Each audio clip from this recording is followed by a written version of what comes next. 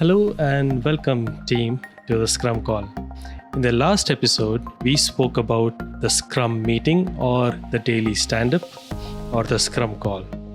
In this episode, we will be talking about the sprint planning meeting. So far, there are no blockers. Alright, so what is a sprint planning meeting? It's essentially, as with most of the meetings or ceremonies in Agile Scrum, it is a time-boxed event.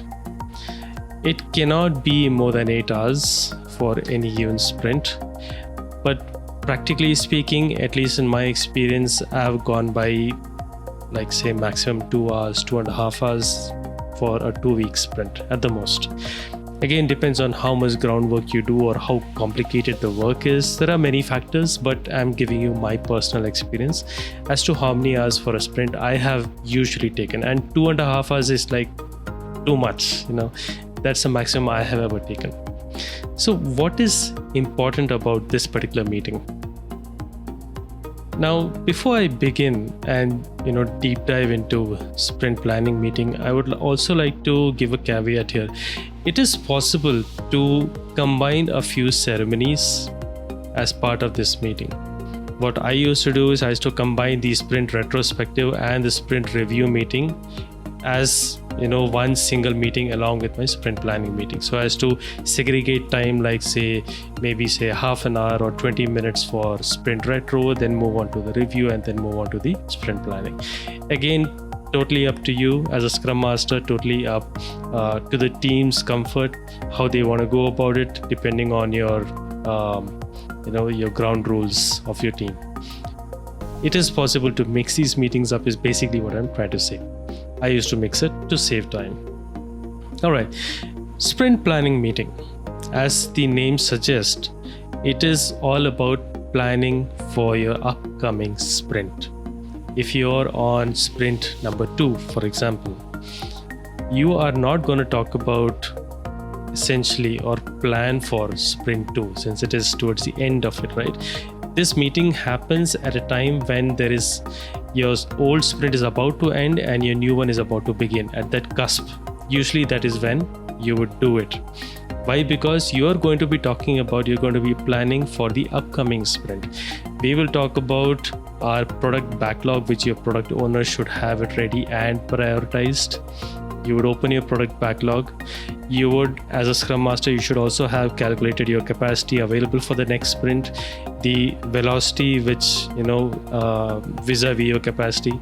Just because people are, let's say 5 people in the team are always able to deliver 80 story points of worth of work, does not mean in the upcoming sprint they would be doing the same as also. There could be some training opportunities which the company may have mandated, for which the team has to now give 1 hour per day.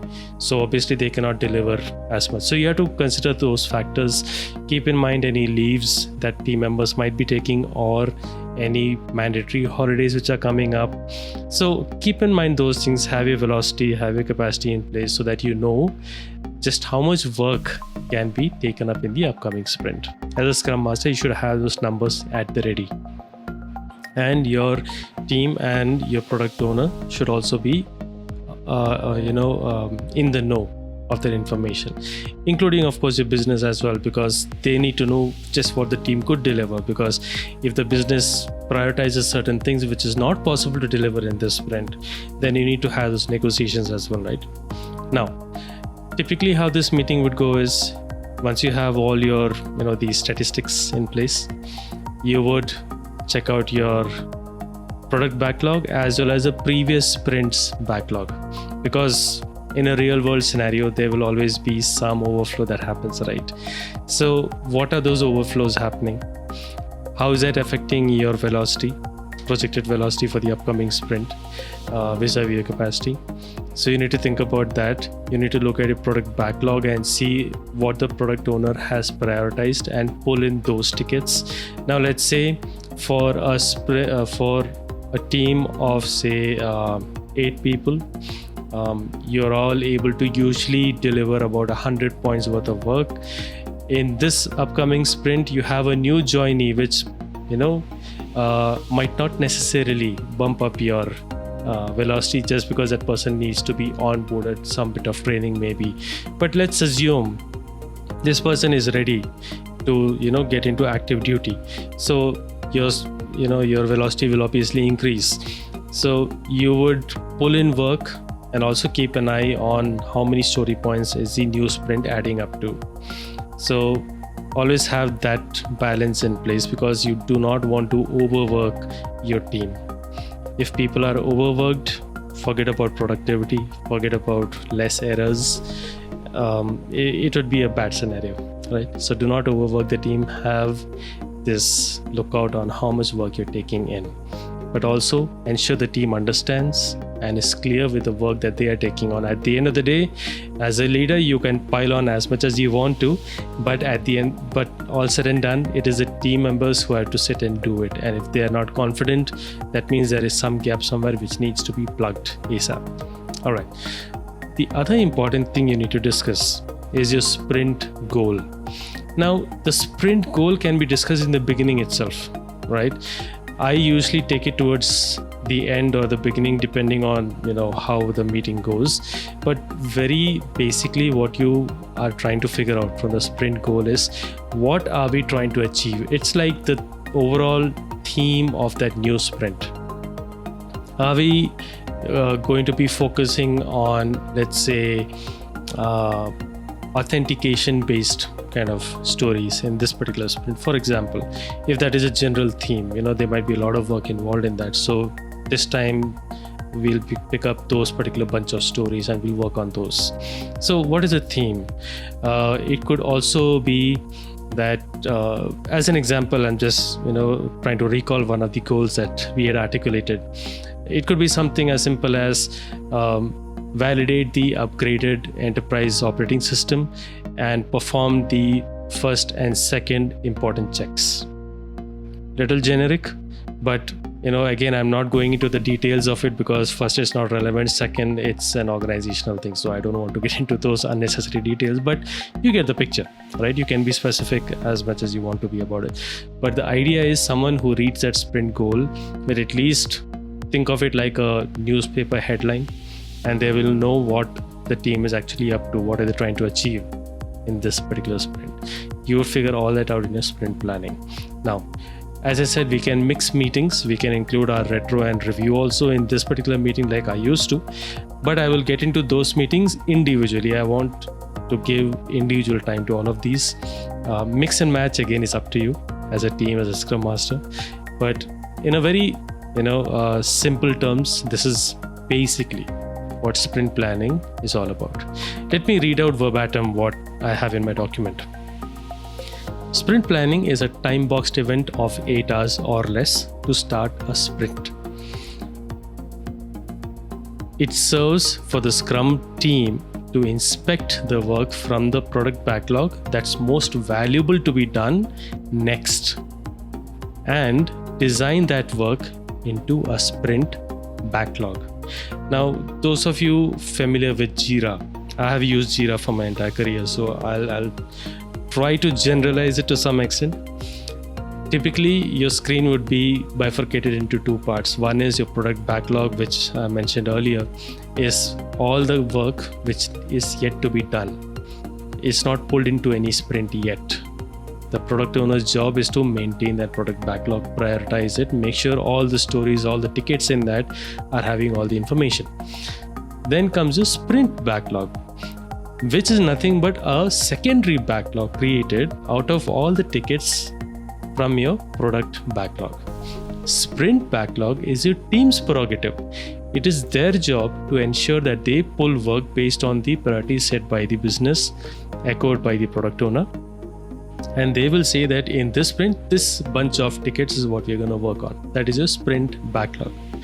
And that is where the work actually happens. Again, iterative. We might repeat some tickets which might be an overflow. We might be working on some tickets which have been reprioritized. It could be many kind of things. But this is the meeting where you are actually planning ahead. You're committing to some work. You're setting a goal for yourself and saying that in the next sprint, this is what we're going to work on and this is what we're going to be delivering. So that way everyone is on one page where they all know what's happening. It's not necessary for the business to be part of this meeting, although your product owner is an echo of the business. So the product owner should be part of this meeting, because if there are any questions that the team may have regarding some particular ticket, at least the product owner is there to give those answers. Or if the team is suddenly not sure about some particular ticket, it can happen. The product owner is, being present there, can immediately notify. All right, so I think that brings us to the end of today's session on sprint planning. I hope you guys had, a lot of clarity on what this meeting is all about, what needs to be done in this. If there are any questions that you may have, my links are in the show notes. I have an email as well. You can check that out, write me a note, and I would love to answer you.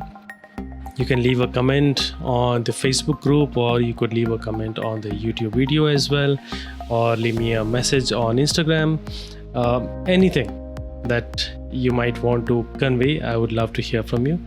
Also, I'm open to feedback, and if you feel I can improve this, or you think that I would, that you would want me to cover some particular topic, let me know. I would love to hear you out and cover that topic as well. So far, I hope you're enjoying this series.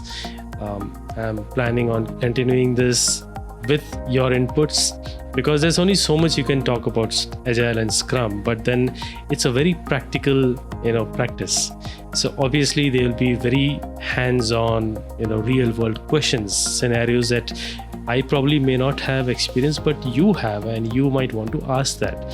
So definitely feel free to ask such questions too. If I don't have an answer, I'll find someone who can give me that answer and I can convey it to you. I'm also planning for future episodes where I have interviews with people who are veterans of this industry. So more to come. Again, totally depends on your feedback too. It would be amazing if you have a question and it is answered by an expert, right? So make sure to interact. With that, thank you so much for your time. This is Shishir signing off.